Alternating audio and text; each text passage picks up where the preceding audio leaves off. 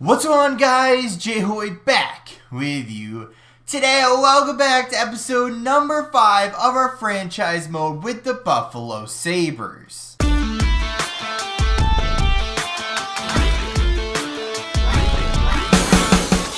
We are back here at the start of the off-season, so you know it's going to be a good one, but a little bit of a longer one, at least on my end. You guys, I've been trying to cut it down so you don't have to see the boring parts. But if we look at our team, and the only way I can actually see our team in this one is if we head over to the trade block, which we'll get to here in a second. But when you look at our team, right, let's take a look here, really kind of give a deep dive. And when you look at our centers, obviously we have Thompson, we have Cousins, we have Middlestat. We already have top 3 centers. We do have to sign Middlestat this year, I believe, because I don't think we signed him to an extension yet. But we have him, we have Savoy, who another good young centerman. We have Yost down there to hold down the 4th line. We have some good other younger players down there as well. But our center core is still really young and is still really solid. When you look at our left wings, we have lots of good young talent here. We have lots of good young talent here on the left wing as well. If you look past Skinner for a second, we have Krebs, we have Benson, we have Kulik, we have Rosen, we have another guy that we haven't signed yet. So we have got lots of good guys coming here, which is why, and we'll get to it in a second fully, but we put Skinner on the trade block just to kind of see if there's any interest in him out there. Of course, some of these players we're going to have to re-sign this year. But our left wings is really solid. We have the good young talent there. We'll just have to probably sign a 4th line left wing. But again, not really too worried about that one. But the same thing goes for our right wings. We have Tuck, we have Peterka, we have Quinn, and we need a 4th line right wing as well. You know, whether we re-sign Oshie or Fashing or anybody else to go there, perfect. If not, then we'll move on to somebody else. But for the most part, we have good young talent there all throughout our top 9. Then we have our defense, right? So we have Dahlin, we have Power to hold down our top 2 left defensemen. We have Larson still, but we have to re-sign him. We have Dumba and we have Yokiharu down here, who I believe maybe he's not under an extension, maybe he is. But even if we don't re-sign Larson, then we'll have 2 right defensemen in Dumba and Yokiharu, although I'd like somebody else in there.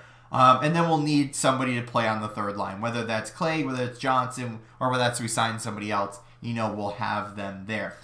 Goaltenders, this might be the year we have to have Levi and Luukkonen up there and, you know, kind of give them the reins and just kind of see how they go. Because Levi, even though he didn't have a great year last year, especially when it came up, you know, after the fact, he did not have a good year. So 3-9-2, you know, under a 9 save percentage, above a 4 goals against, not great. So we'll see what he can do this year. It might just be one of those learning years, give those younger players some NHL time, some playing time, and kind of see where they go from there. Because we got Clegg down here. We have some other younger goaltenders that are going to be working their way up and, you know, working towards the NHL. So right now, there's not really much that is a critical need. But when we look at the draft class, now also remember we do have the 3rd overall pick this year. So we have a few options, which we'll get to here in a second. So we have you know, a high draft pick. We have a good chance to get a good player that can help us right away. But the problem is, where do we put them? Now, when we look at the draft class, you know, we have a right wing.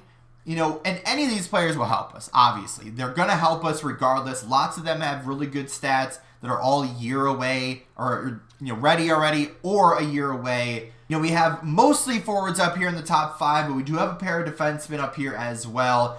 So we have a defensive defenseman here in, or not defensive defenseman, but at least a defenseman there. We have a few centers that all have really good stats. And we have Parks down here who has really good stats. And then once we go down there, there's a right wing, there's a left wing. There's lots of good options here that either have, you know, the gem thing next to them, or they have really good stats. Or if we even bump down there, actually, I'm not sure why we saved this guy, but we kind of have to make a choice. So we could either get a good young forward and not necessarily play him in the NHL this year, because we do have a lot of good players ahead of them, no matter who it is. So unless they're like an 85 overall, then we're going to have some decisions to make. Or we get a defenseman, but they may either be playing 3rd line, or we switch him over and play him on the right. or we just let them develop in the NHL, or sorry, in the AHL, or, back wherever they were drafted from.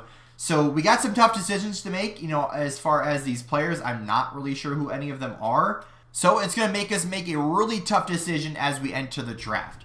But as far as our trade block goes, we threw TJ Oshie up there just to see if we can get anything for him. And he's a pending UFA. We probably won't re-sign him. And Jeff Skinner, like we talked about earlier, we have so much young talent that it's going to be hard for him to stay in the team. So if we could find a good right defenseman that we could kind of switch either 1-for-1, or if we could get something good for him, then we'll have to take a look at it. But if not, then we'll keep him around for at least this year. Maybe trade him when his trade value is the highest, and go from there. But as far as that goes, let's get into the draft and get some good young players on the squad. So we are up on the clock, and I'm going to call a timeout just so we have a little bit of time and it's not going to, rush us through this pick.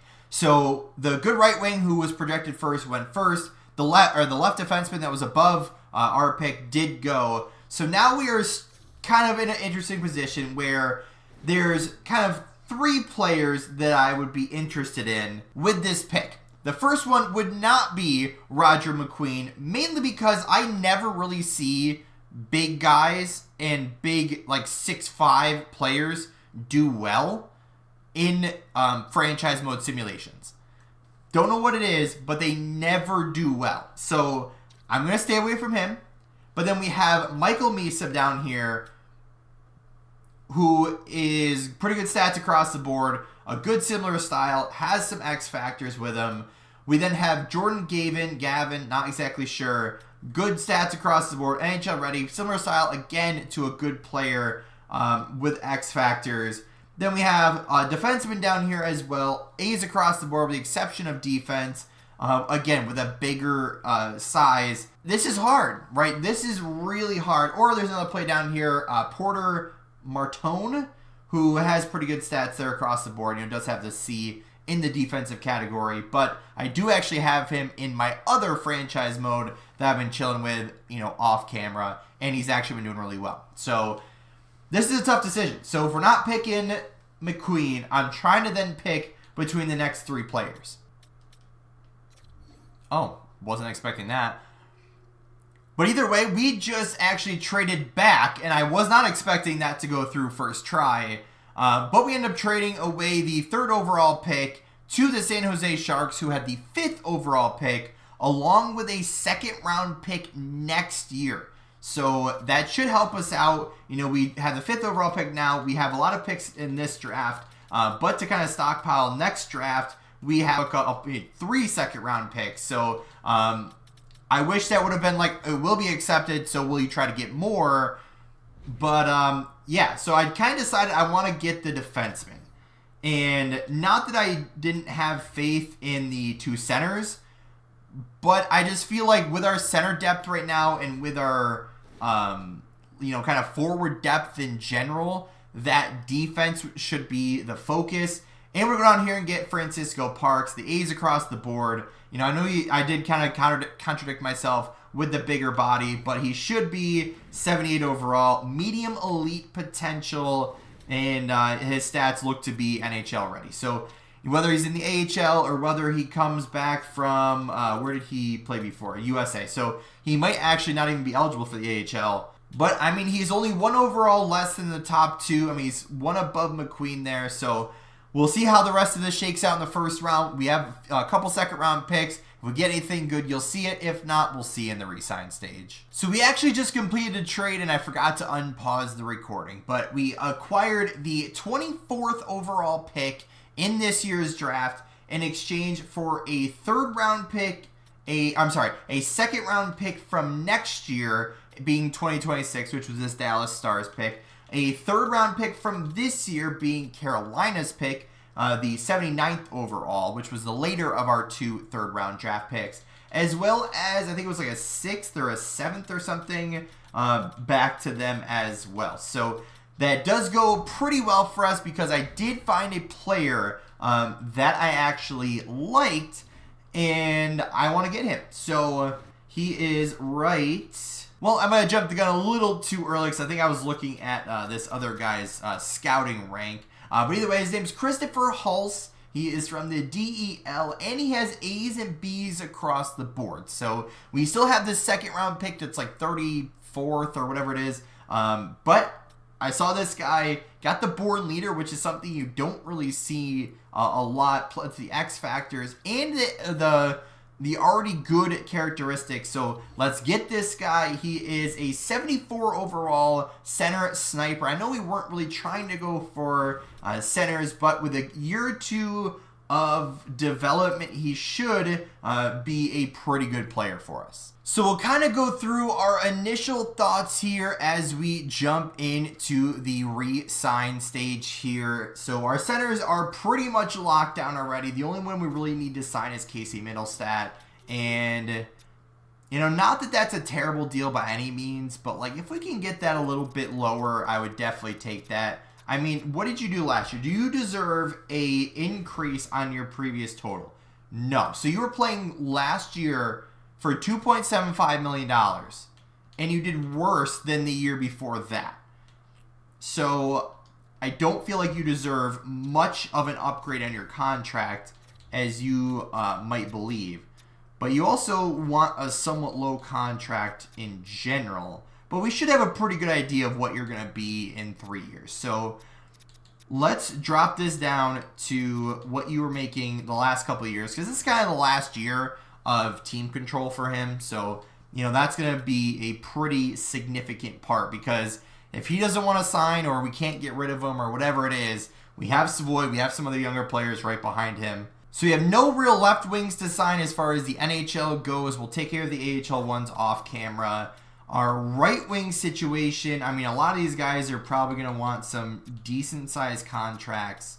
Then our next big question is going to be on defense. So we actually made a trade that I didn't include in the video, and that's going to be on our defensive side. So we traded away TJ Oshie in exchange for Jan Ruda, who was a pending UFA, 82 overall defenseman, who I wanted to kind of get a look at and see if he could fit in our team. If he wants to re-sign, cool. You know, if not, we'll go from there. But Larson wants a little bit more than like $4 million. What do you want?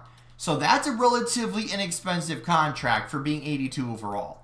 Usually they don't go for that much. So Yokiharu wants 2.25 at 3 years. But let's try to get that down a little bit to like 1.8.